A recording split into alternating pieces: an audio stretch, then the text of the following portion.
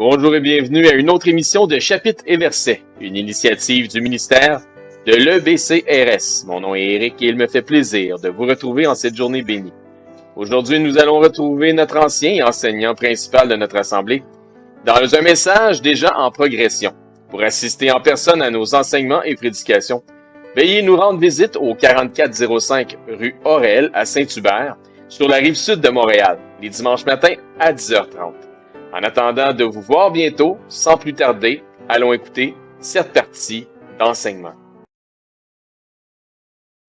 Tout est pur pour ceux qui sont purs. Alors, soyez attentifs à ce qu'il dit là. Mais rien n'est pur pour ceux qui sont souillés et incrédules.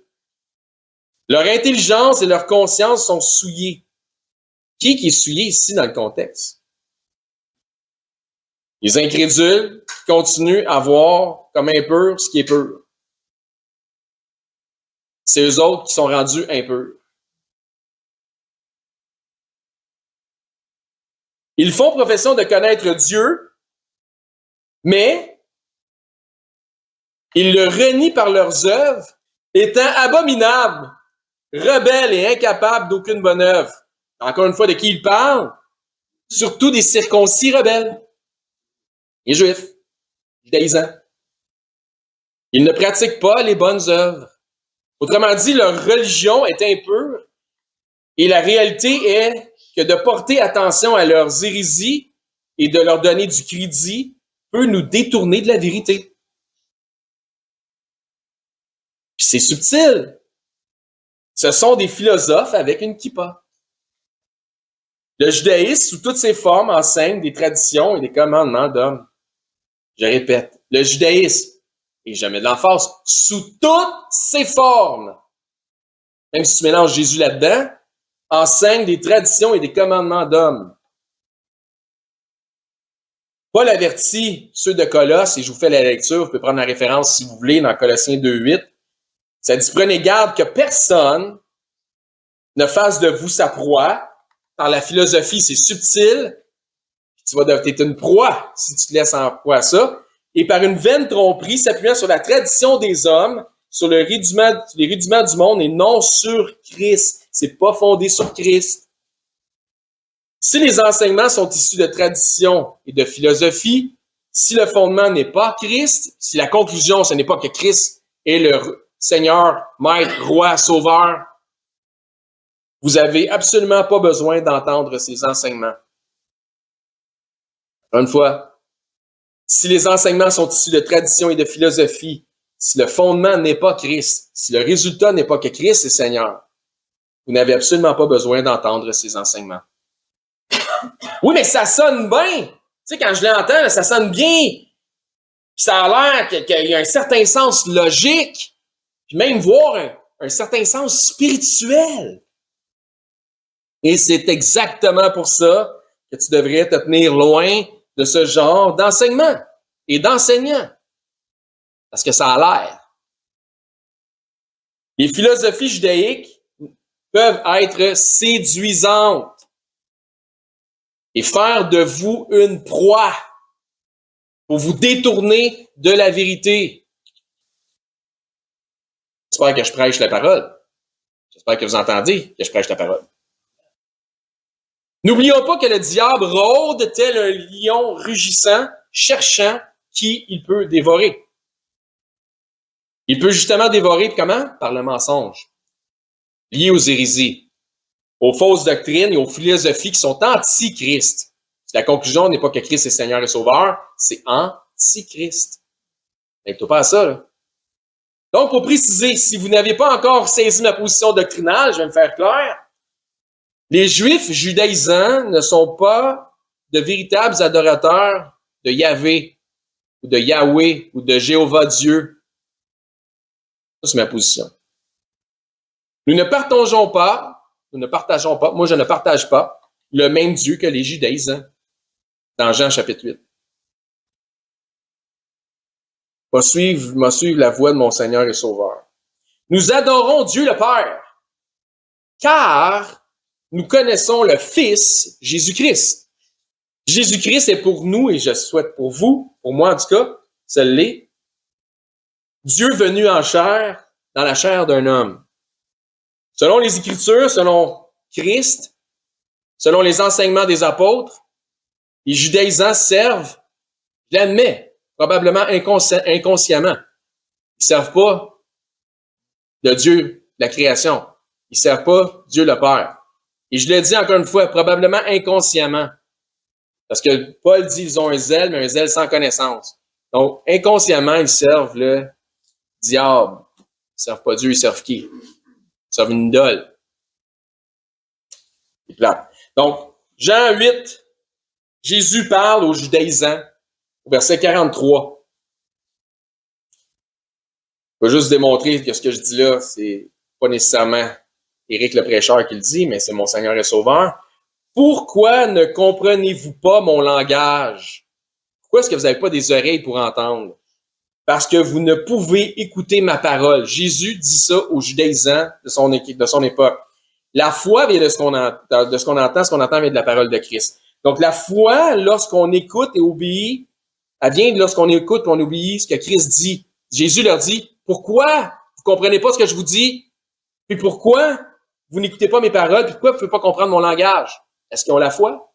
Ben non, ils sont incapables de supporter ce que Christ dit. Donc la foi vient de ce qu'on entend vient de la parole de Christ. Ça ne fonctionne pas. Les Juifs judaïsants n'obéissent pas à la parole de la foi. Voyons voir, selon Jésus, qui ils écoutent.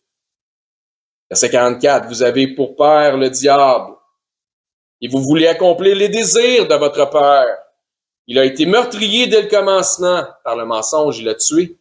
Et il ne se tient pas dans la vérité, donc dans le mensonge, parce qu'il n'y a pas de vérité en lui.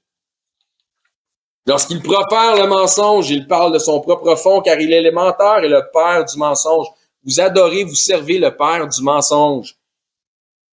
Donc, ils ont une doctrine de mensonge. Verset 45, et moi, Jésus dit, parce que je dis la vérité, vous ne me croyez pas. Vous êtes tellement séduits et convaincus du mensonge que vous êtes incapables de reconnaître et d'accepter la vérité. C'est fort, hein?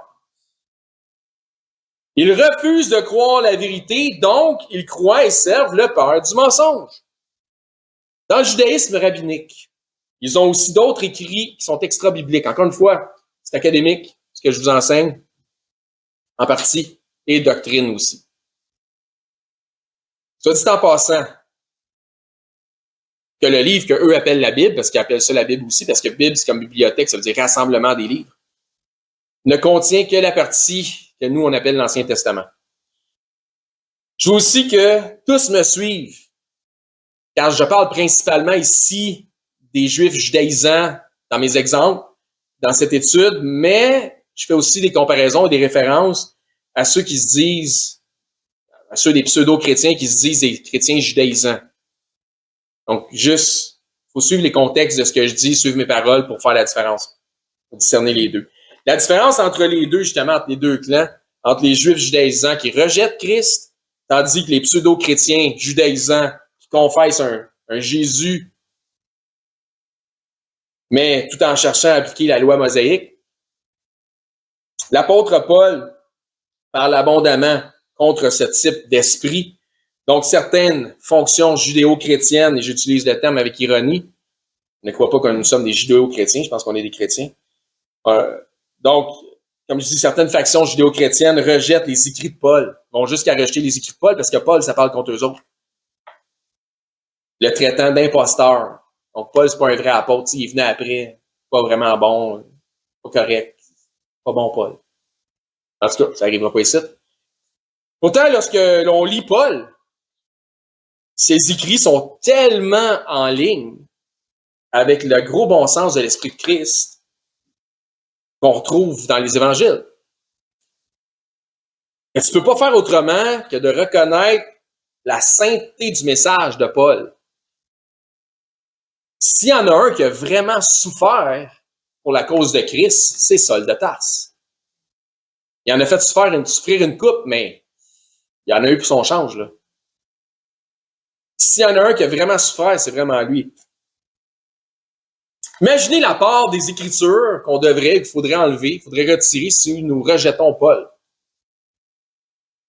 Romains, 1, 2 Corinthiens, Galates, Éphésiens, Philippiens, Colossiens, 1-2 Thessaloniciens, 1-2 Timothée, Tite, Philémon. Il faudrait tout enlever ça parce qu'en disant Paul, c'est un imposteur. Il faudrait probablement aussi rejeter Actes des apôtres, puisque ça raconte les débuts du ministère de Paul. Comme c'est Luc qui a écrit Actes, je pense qu'il faudrait aussi tasser le livre ou la version ou la vision de l'Évangile selon Saint Luc. Parce que s'il était pas bon pour écrire Actes, il n'est pas bon pour son récit de l'Évangile non plus. Il faudrait probablement aussi rejeter l'Évangile de selon Saint Marc, parce que Marc, il a travaillé avec Paul. L'apôtre Pierre, dans son 2e épître, parle de son frère Paul. Il dit qu'il écrit des choses qui sont compliquées à comprendre, puis que certains vont tordre ça comme étant les Écritures. Il parle de Paul, ce qu'il écrit, c'est l'équivalent de ce que Dieu dit. C'est de même que Pierre l'exprime. Donc, il faudrait probablement rejeter aussi 2 Pierre. Tant qu'à rejeter 2 Pierre, rejetons 1 Pierre. Parce qu'il fait les mérites de Paul. Donc, il ne restait plus grand-chose du Nouveau Testament. Je pense qu'on va rester dans la saine doctrine. Donc, tenez-vous loin des judaïsants sous toute forme, car ils pervertissent les Écritures.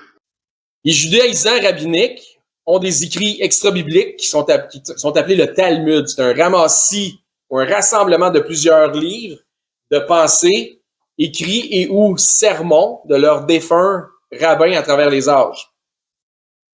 C'est rempli de fables, d'exagérations légalistes, ou au contraire, c'est rempli de façons de contourner les voies de Dieu. Des trucs pour marcher sur le bord de la ligne en contournant les commandements. C'est fou. Exactement comme dans la Bible, lorsque ça nous parle de la voie, V-O-I-E, de l'égarement de Balaam. Ils ont des manières détournées de ne pas accomplir les demandes du Seigneur. Comme lorsque Jésus parle de leur stupidité, disant ça, je peux pas vraiment assister mes parents financièrement parce que l'argent que j'avais pour eux autres, je l'ai promis à Dieu, donc c'est corban. Donc, ils utilisent des ruses. C'est écrit dans le Talmud pour contourner leur propre légalisme encore de nos jours. Exemple, ils vont utiliser un ascenseur les jours de sabbat. Je donne un exemple. Mais attends. Et s'ils vivent au penthouse, l'ascenseur, faut qu'elle s'arrête à tous les étages, qu'elle ouvre les portes automatiquement à tous les niveaux. Ça, c'est le mode sabbat d'un ascenseur. Entre le vendredi soir au samedi soir. Comme ça, j'ai pris l'ascenseur, mais c'est pas moi qui l'ai actionné. Fait que j'ai pas fait d'œuvre servile. J'ai respecté le sabbat. Ça, c'en est une, là. Il y en a plein d'autres, là. Je vous en donne un exemple. Jésus a vraiment bien parlé d'eux en les traitant de quoi? Hypocrite. Hypocrite. Encore une fois, puis quand est-ce qu'il... vous vous souvenez quand Jésus s'était fait reprendre avec ses disciples parce qu'il mangeait des épis de blé, puis il froissait entre leurs mains avant de manger les grains? Ouais, mais j'ai pas pesé sur le piton de l'ascenseur, est en mode sabbat. Amis, frères et sœurs, merci d'avoir été attentifs à cette partie d'enseignement. Encore une fois, mon nom est Éric, hôte de l'émission Radio Chrétienne, Chapitres et Versets, une initiative du ministère de l'EBCRS. Si vous souhaitez joindre un ministère qui, dans un franc-parler, parfois défie les perspectives générales, l'EBCRS est un ministère pas comme les autres qui, par des enseignements bibliques, qui respecte les contextes des Écritures, mais aussi l'accent sur un enseignement qui vise la maturité spirituelle des disciples. Vous êtes invités à venir nous voir les dimanches matins au 4405 rue Aurel à Saint-Hubert sur la Rive-Sud de Montréal. Vous pouvez aussi nous écrire à l'adresse courriel suivante ebcrs-mtl1@gmail.com. Je répète, ebcrs-mtl1@gmail.com. C'est tout le temps que nous avions pour ce segment d'émission. Nous vous disons à la prochaine et que Dieu vous bénisse abondamment dans la mesure où vous obéissez à sa parole en la mettant en pratique. Bonne journée.